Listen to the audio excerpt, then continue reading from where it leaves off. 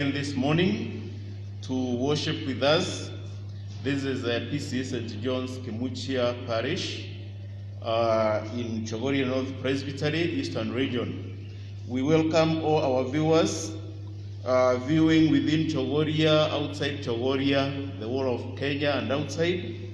We welcome you to worship with us. God is going to bless us together.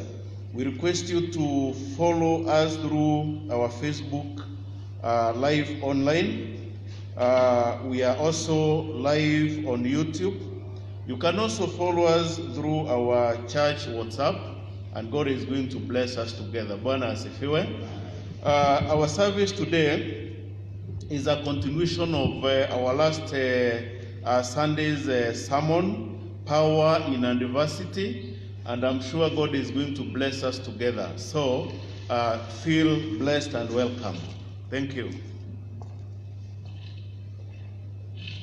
Praise the Lord, viewers. Amen. Let us pray to start our service.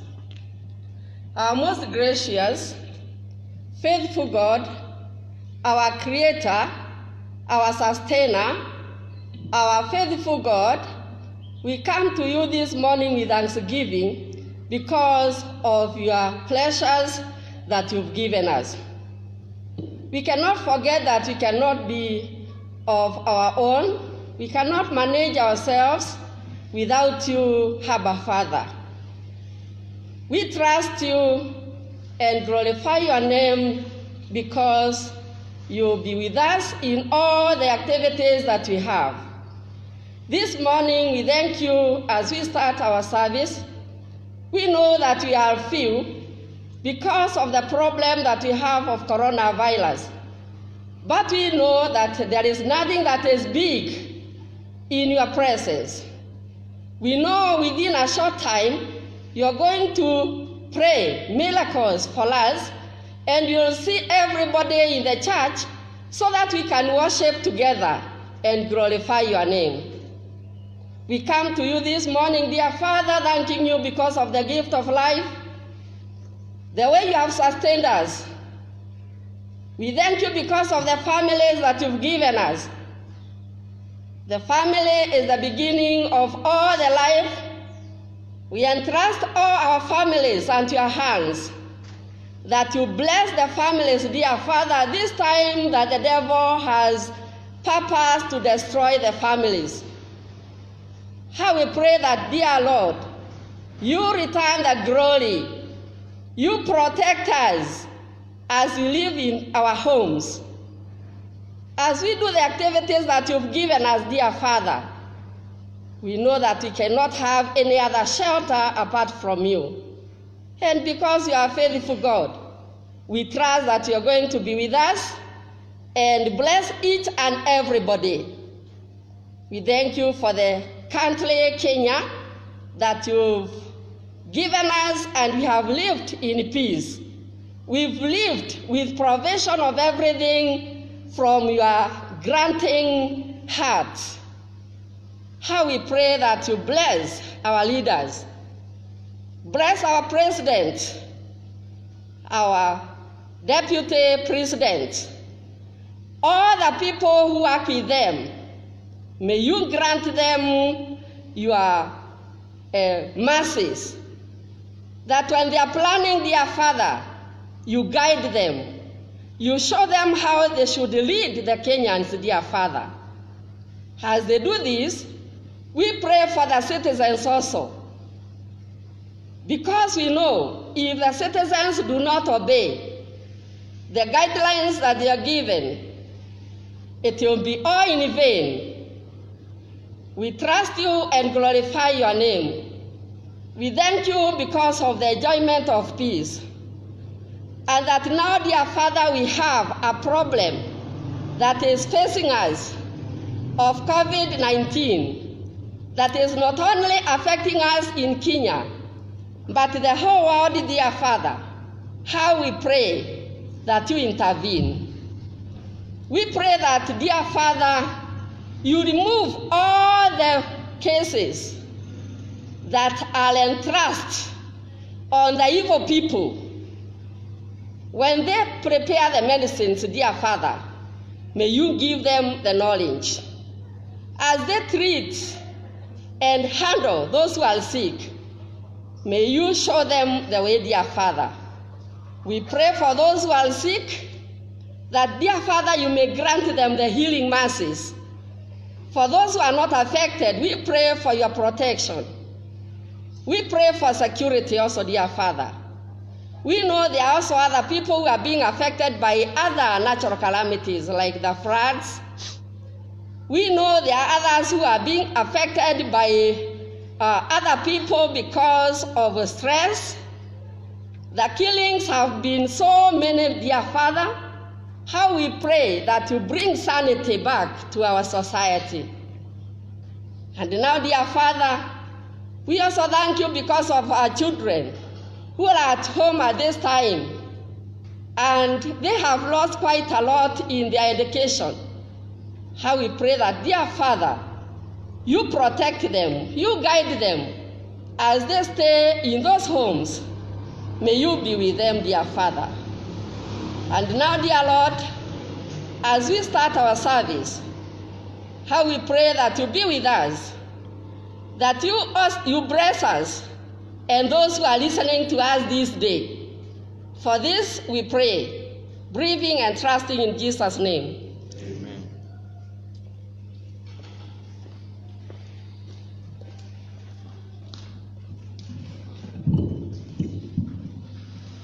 Hallelujah. The Bible says every creature that has life should praise Jehovah. And now it is our chance to praise Lord in praise and worship. We give you glory, we give you honor, because He's mighty. Hallelujah. Makofi, makofi, makofi kwa Yesu. Alpha, Omega, you are worthy of my praises today. Alpha, Omega, your praises, yeah. Alpha, Omega, you are worthy of my praise.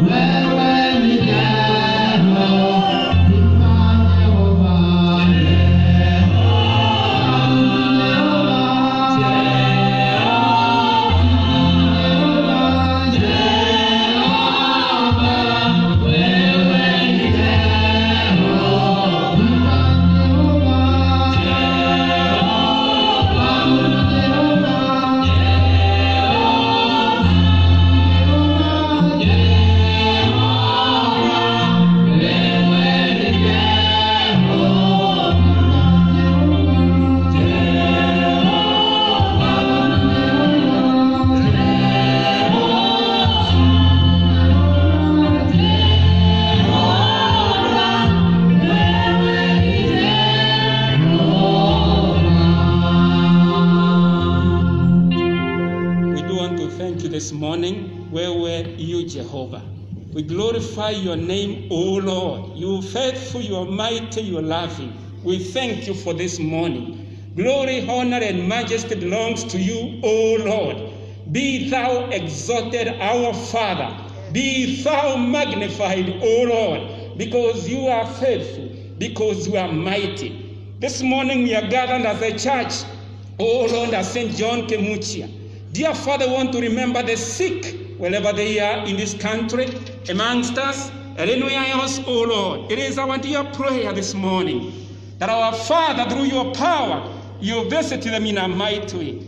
Your mighty hand of power will rest upon them that are sick because of this problem that we have affecting the whole world, the coronavirus. Dear Lord, it is our prayer this morning that Jehovah God, you visit them in their sick beds, in those rooms where they are being put, dear Lord. It is our prayer, Jehovah Redeemer, you will visit them in those centers, oh God, in their homes, Heavenly Father, even them that are being taken to examinations, oh Lord, Father, even them that are giving false information, visit them, dear Lord, and we believe in your power, Jehovah God, this virus won't be defeated.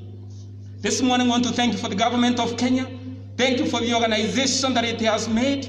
Thank you for the advice and the instructions that have been given. It is our prayer this morning that, dear Lord, through your power, people won't be obedient, Kenyans won't be obedient, and dear Father, we shall be able to overcome this pandemic, Heavenly Father. Bless our president, bless the deputy president, bless the other government leaders, oh Lord, Jehovah Redeemer, as they advise the Kenyans, Jehovah God, secure them properly, oh God. We thank you for the education sector in this country. We remember the running institutions, oh God, from the lowest to the highest, intervene in a mighty way. Because the Bible says nothing is impossible with you. Lord, intervene. That our children, that all the learners, that all the students will resume their work, their studies. They will learn different things to enable them to develop this country. We thank you, Heavenly Father, for that. We thank you for the church at large. We thank you for the universal church, Heavenly Father. Intervene in a mighty way. All over the world, oh God, intervene and bless thy servants that are encouraging each and every person in this world, in this country, even in our region, and even in our parish, even to trust in you. The Bible says we should not be worried of anything, that our hearts should not be distressed. And that is John chapter 14, verse 1. Lord, grant us that peace. Even John 14, verse 27, that says that you give us the peace, not like the world giveth, O Lord. Grant us that peace, Heavenly Father, and we shall thank you. Thank you for our moderator of this church, the Presbyterian Church. Thank you for all the structure of the leadership. We thank you for the elders. Thank you for the deacons. Thank you for the standing committees, O Lord. It is our prayer, as you bless them, you bless all of the congregations, and your name shall be glorified. We thank you, our Father, this morning. We exalt you. As we continue, Father, we trust in you. The Lord, great things will happen, even in this country, even to raise our economy. We trust in you, and that is why this morning we join together in the Lord's Prayer, saying, Our Father, who art in heaven, hallowed be thy name. Thy kingdom come, thy will be done on earth as it is in heaven. Give us this day our daily bread, and forgive us our trespasses, as we forgive those trespass against us. Lead us not to temptation, but deliver us from the evil one. For thine is the kingdom, the power, and the glory, forever and ever. Amen.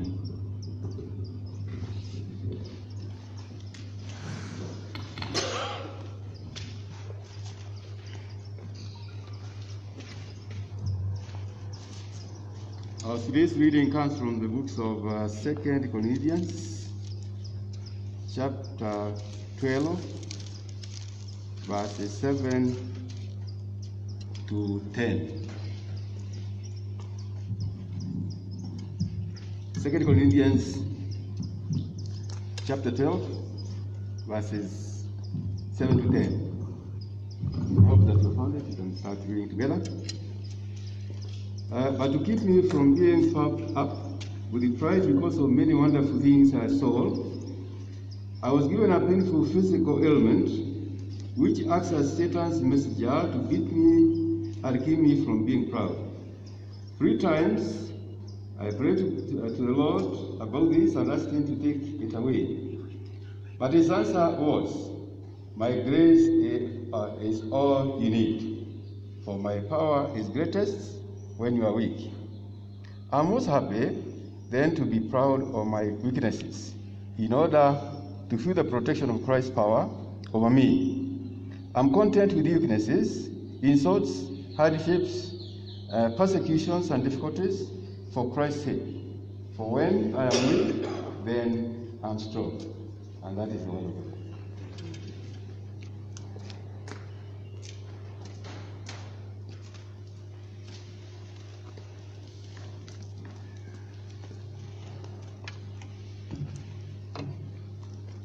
Praise the Lord, church. Bwana asifiwe. Praise the Lord. Amen. Are you happy today? Are you happy? Yes. Then thank God for his faithfulness. Thank God for this opportunity he has given to you this morning.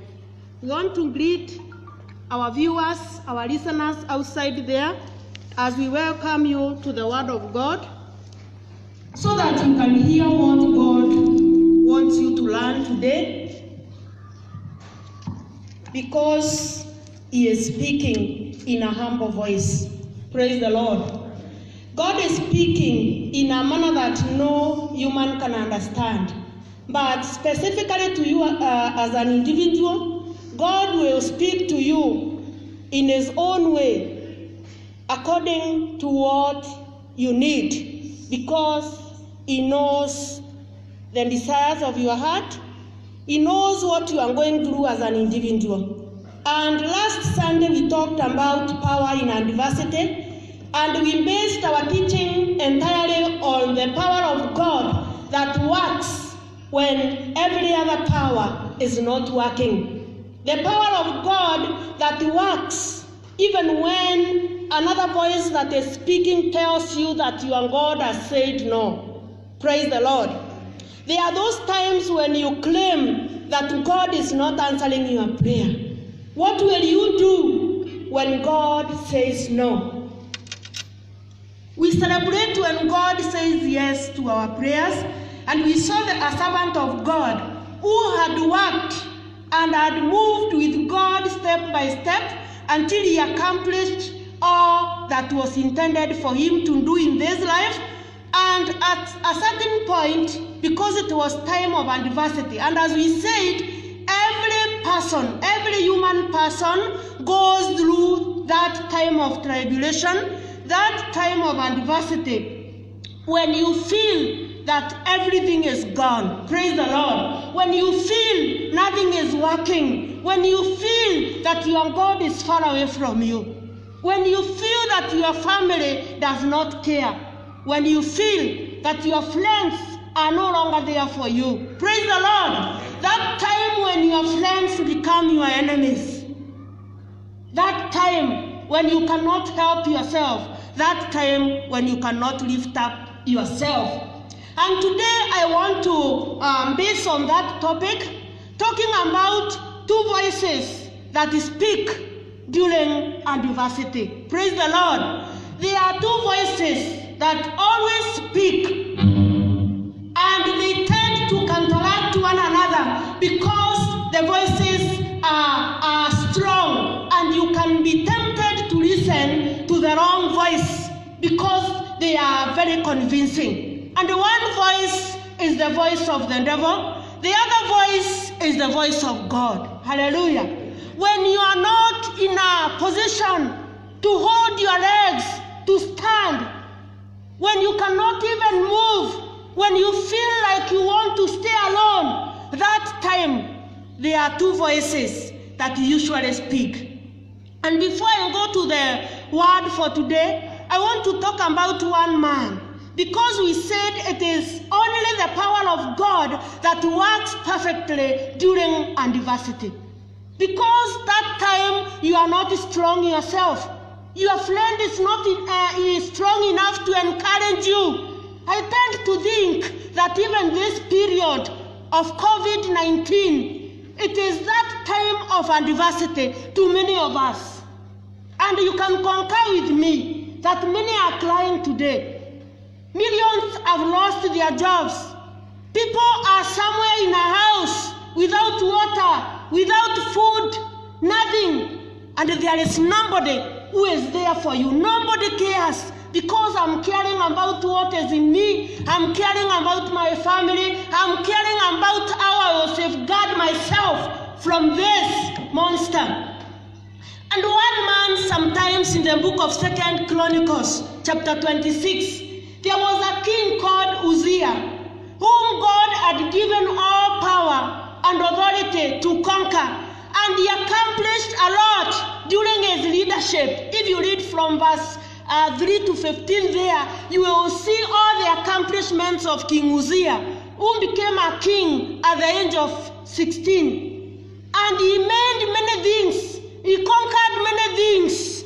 But something came in his life, a time that he forgot the source of his power. Praise the Lord. And that is where I want to dwell my message from today, that whenever an individual forgets the source of his power, it is that time when devil comes with another voice to convince you that you will not make it. Hallelujah. Amen. You will not get out of that situation that you are in today, because there is another voice that tries to contradict what God has prophesied upon you, what God has said will happen in your life, the prosperities that God has chosen to give you. And devil comes during that time. When he has that power to convince you, where is your God? There are 3 questions that we said. When you are in that situation, you are tempted to ask, why me? Where are you, God? Why this time? Do you know that there are people who have been praying that, God, please, can you extend some more time for me so that I don't get sacked? Hallelujah. Who had told you I'm supposed to sack you? Can you imagine of that time when you lost a job, when your children were going to university, and you are there as a farmer now, and you used to be a CEO? Those are the times that the other voice comes to speak to you. Praise the Lord. And today, I don't want to go to Uzziah very much, because Uzziah was one thing, he was overcome by his pride and started challenging God. Praise the Lord. When he was exalted, he started challenging God because the times were good. The opposite of adversity. There are those times when you are happy, those times when you are seeking and you are getting everything that you are looking for, those times that you sleep very well. Have you ever spent a sleepless night? And you have taken what? Piriton. 4 Piritons, but the sleep cannot come. That period. But the opposite is you sleep very well. That period when you have everything you need, that period that you are experiencing the favor of the Lord. Uzziah reached a point, and he found out that in his heart he told himself, yes, I need the power of God, but I understand that the power of God is not absolute. I can do without it. Praise the Lord. Those good times when you have no time to call upon God, that man became like that. But I want to say that he also viewed God's power as good, but not absolutely necessary. In that time when you are uplifted, that time when you have all you need, it is that time that the other voice speaks to you and tells you, yes, there is God.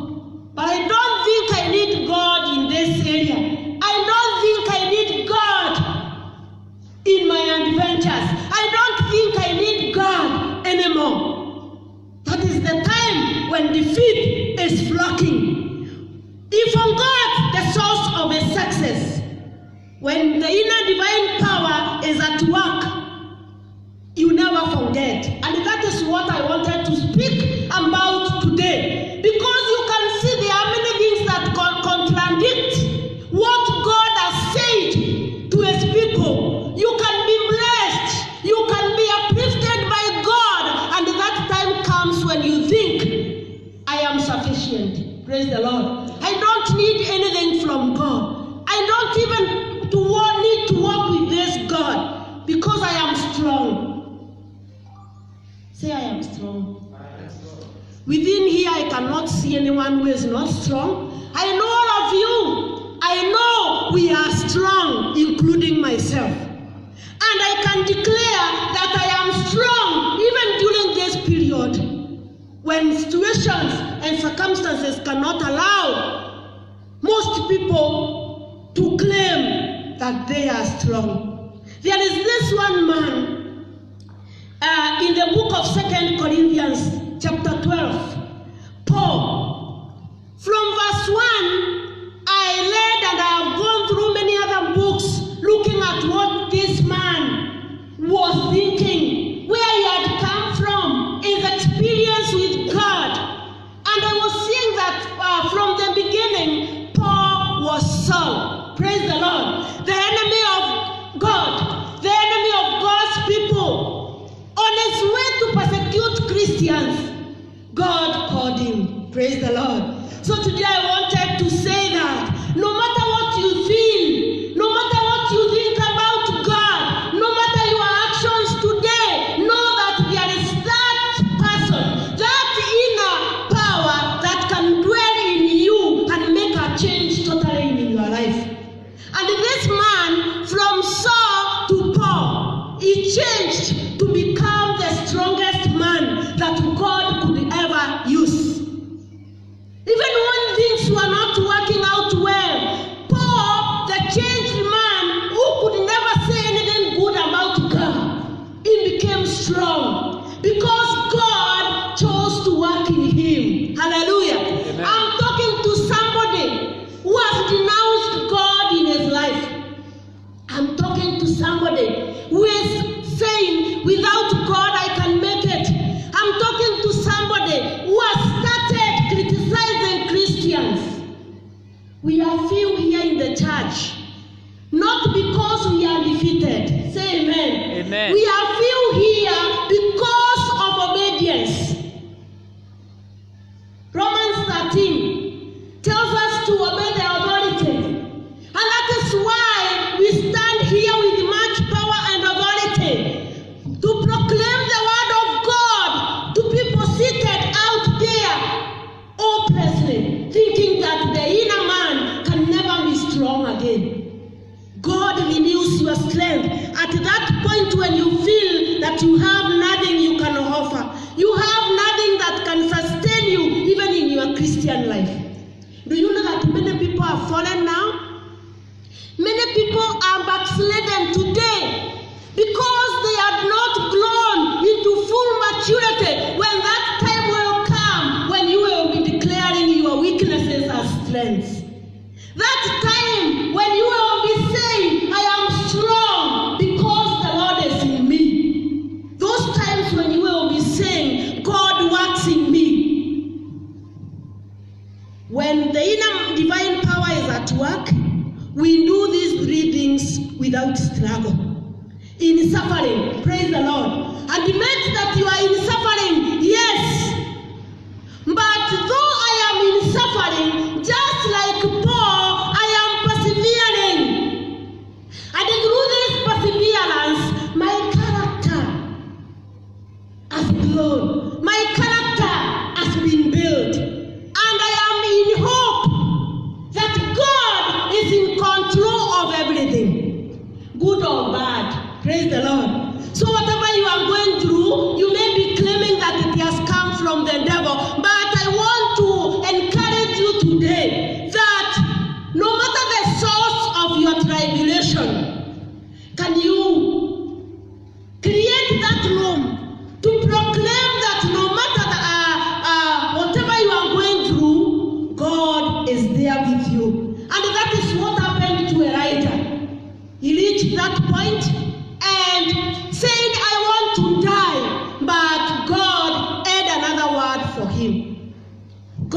is working. He is coming with greater hope. He is coming to amend your character, your strength in this point where no one is there for you.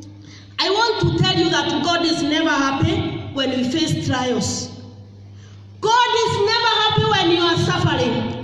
But the sufferings are for our own benefit. Praise the Lord. As you can look at that verse, when Paul is speaking about what he feels, it is not only Paul that reached a point and he prayed that God, please, can you remove this thorn in the flesh? Remove this thorn from my life. There are people who claim that Paul's eyesight was not good. No one tells clearly what thorn that Paul lived with it. From the beginning in the book of Genesis, there are problems that we have to live with.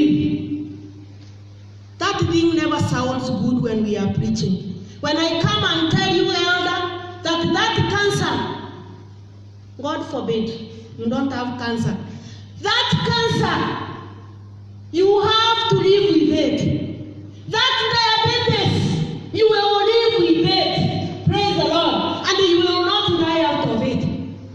What does God imply? There are problems that come, not to kill us, but we live to grow stronger with them. And when we were told that the virus may stay for longer, one of my friends asked me, is God thinking about us really? Are you asking yourself that question? Problems may come, live with you, but God is there to renew your strength. Praise the Lord. Amen. Those who hope in the Lord have their strength renewed day after the other. Jesus at one time in Matthew 26 verse 39, he fell on his knees to beg God, to beg his Father. He told him, my Father, if it is possible, may this cup be taken away from me. Yet not as I will, but according to your will. Praise the Lord. In those times when you are suffering, don't see what the devil is speaking to you, because the devil will never talk about overcoming that trouble that you have. The devil will never come to tell you that tomorrow will be better, but God will speak in his voice. He will tell you that you are strong. He will tell you that you will overcome. He will tell you that you will get out of that situation. Jesus' sweat became like blood because he was overwhelmed. And I want to talk about the positive things that come out of adversity. Don't demonize adversity. Some situations make us grow stronger, just like Paul. Paul had escaped death many times.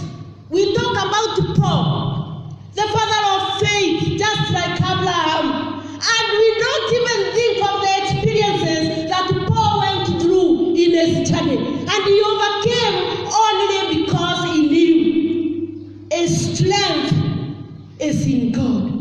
And whenever anything was happening, even when he made miracles happen, he had nothing to be proud of, except speaking to the churches that he came from and telling them of God's goodness. Can we learn to encourage one another? Not because God has used us, not because God has made St. John's great. It is because God has transformed lives from this well. Say hallelujah. It is because God has used me and you through his power, through the strength that comes even when I am at the weakest point. And adversity makes us to stop everything and focus on God. Is it true? And adversity makes us to reevaluate. Not evaluate, it is re-evaluate yourself. When you are seated somewhere in suffering, you take your time to think, God, could I have wronged you?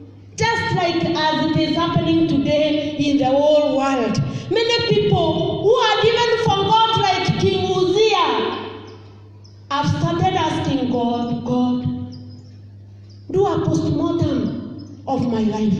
Help me to understand where I have fallen short of your glory, so that I be suffering like this. God may give you an absolute yes.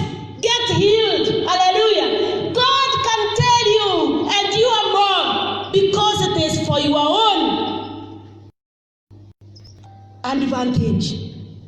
It makes us pay attention to his voice. Hallelujah. When there is adversity, listen to that voice that is telling you you are not dying. There is a purpose for this. Hallelujah. Like myself, I get encouraged when things are not working out well, and I find someone telling me that, hold on, God is at work. You are not going to die. You will recover from this. Hallelujah. Listen to that voice that will tell you. Pay attention to the voice of God. Adversity and tribulations and sufferings lead us to trust in Him. Praise the Lord. Many have turned to God while in trouble. Many have turned to God in poverty, and today they are the richest. Many have turned to God not because they are suffering, but because they know who God is. It makes us understand our weak points. Praise the Lord.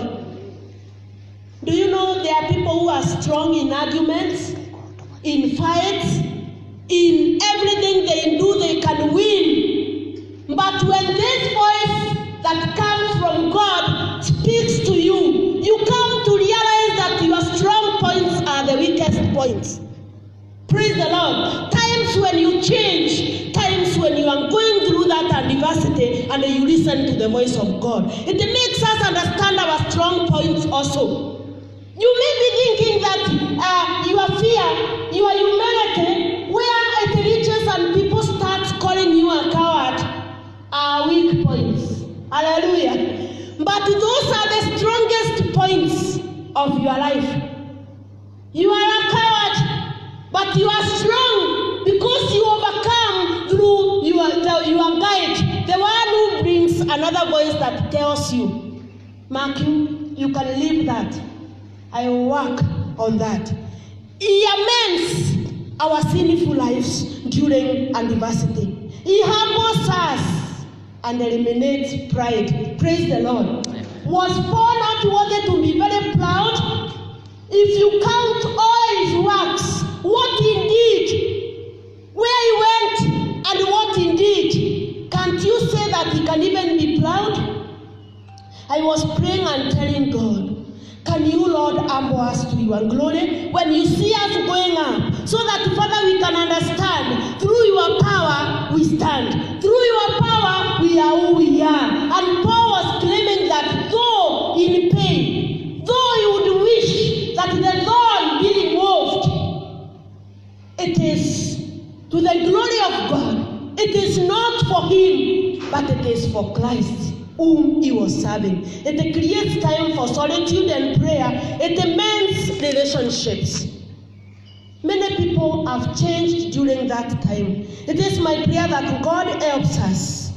Just as Paul expresses a similar perspective, James also is saying, my brethren, count it all joy when you fall into diverse temptations, knowing this, that the trial of your faith worketh patience. As I conclude, I want to conclude with the word in Romans 5, verse 3 to 4, that says, not only so, but we rejoice in our suffering, because we know that suffering produces perseverance. Praise the Lord. Amen. When you are suffering, when you feel you have no strength left, perseverance starts emerging. Unaanza kuvumilia mambo mengine mengi ambayo haungeweza kuvumilia. Unaweza kuvumilia matusi. Unaweza kuvumilia lack, poverty, whatever that comes in your life. When you suffer, mazao yake ni kuvumilivu. Ukivumilia,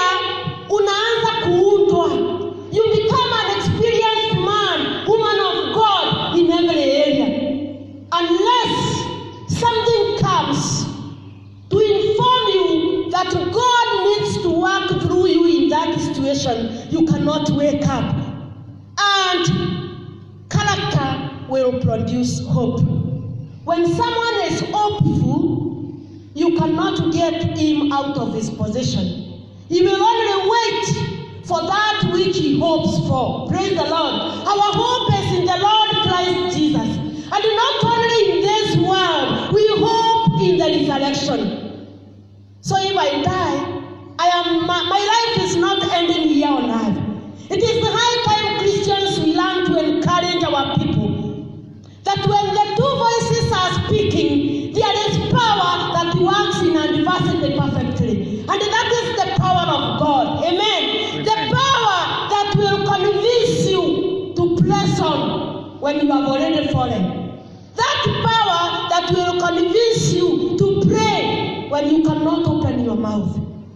That is where we need to be today, Christians. That is where we need to stand unwavering, because it is not by our own power that we stand, but it is by the power of God who made heaven and earth and everything that is in it. May God bless you. May God bless us as we keep waiting upon the Lord, remembering that flesh and blood cannot inherit the kingdom of God. Hallelujah.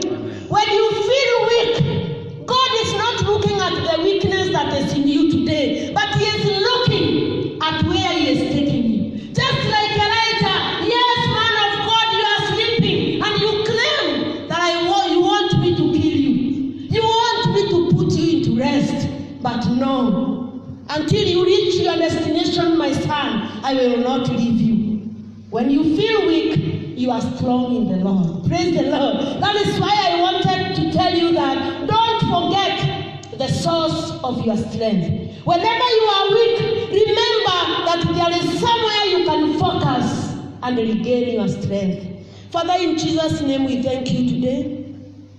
We are humbled before you, Lord, to know that we are not of our own, to know that, Father, there is nothing we can do to strengthen ourselves.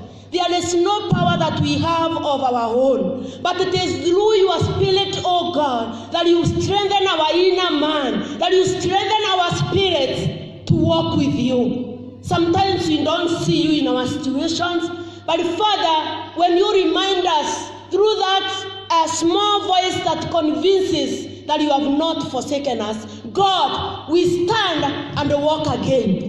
Many of us have testimonies of when we were down, God, through your strength, we came up again. When we did nothing, Lord, to make you happy, you were happy with us and you forgave us. And that is why Jesus died on the cross, to secure an ungodly man who had forsaken your ways, Abba Father. Dear Lord, we want to pray today for someone who is discouraged.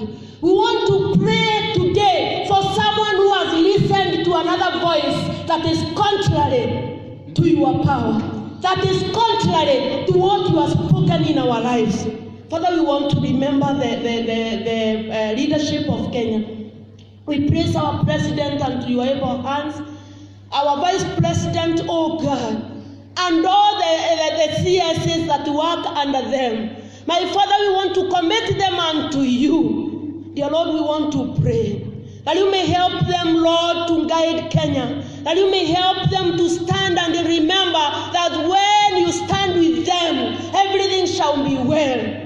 But when you get out of the country, when you get out of our situations, Lord, everything shall go wrong. We pray that, Father, no matter what we are going through, no matter what the world is going through, we believe that you are proclaiming and you are saying a word that will bring healing into our souls. Our families need you. Dear Lord, we need you all. The children need you. We need to overcome. And because it is only through your power that we shall overcome.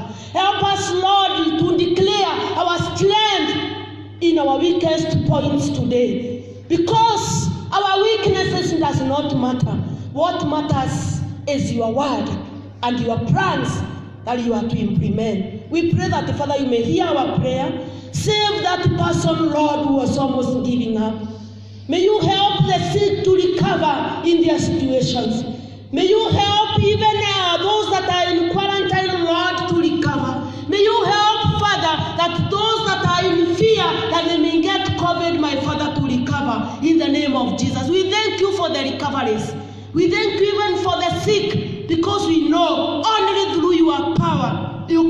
guide even the doctors. You can even guide even the researchers. You can even guide the scientists to get the right remedy for this problem that we have. As we end, we say that receive all the glory and honor because you deserve it. We are worshiping you not because we are strong. We are worshiping you not because we have anything, but it is because you are God, and in all situations you remain to be God. For it is in Jesus' mighty name that we do pray and trust. Amen. May the grace of our Lord Jesus Christ and the love of God and the fellowship of the Holy Spirit be with us now and forevermore. Amen. Give a